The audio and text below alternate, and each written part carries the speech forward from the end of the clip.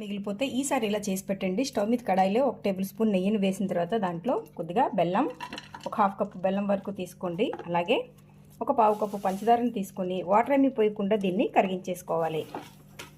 మొత్తం పంచదార బెల్లం అంతా కరిగిపోయి ఇలా క్యారమెల్లా తయారవుతున్నప్పుడు పాలల్లో మెత్తగా పేస్ట్ చేసి పెట్టుకున్న ఈ కొబ్బరిని ఇందులో వేసేసి మళ్ళీ ఒకసారి బాగా కలిపేయండి. కొబ్బరి వేసిన తర్వాత మళ్ళీ పలచనవుతుంది. ఇది ఇలా దగ్గరగా కలుపుకుంటూ చక్కగా మెత్తగా దగ్గరగా అయ్యేంత వరకు ఇలా ఉడికించేసుకోండి. ఇది ఇలా దగ్గరికి అయినప్పుడు కొద్దిగా యాలక్ పౌడర్ వేసేసుకొని ఒకసారి కలిపేయండి. దగ్గరగా అయిపోయింది. ఇలా ప్యాన్ నుంచి సెపరేట్ అవుతుంది కదా. ఇప్పుడు ఈ మిశ్రమాన్ని స్టవ్ ఆఫ్ చేసేసుకొని నీరేసిన పళ్ళెంలోకి తీసేసుకోండి. దీన్ని ఇలా సర్వ్ చేసుకున్న డ్రై ఫ్రూట్స్తో గార్నిష్ చేసి సర్వ్ చేసుకున్నాం. ఎంతో టేస్టీగా క్యారమిల్ కొబ్బరి హల్వా రెడీ అయిపోయింది. ఈ రెసిపీ మీకు నచ్చితే ఒక లైక్ కొట్టి షేర్ చేయండి. Thank you for watching.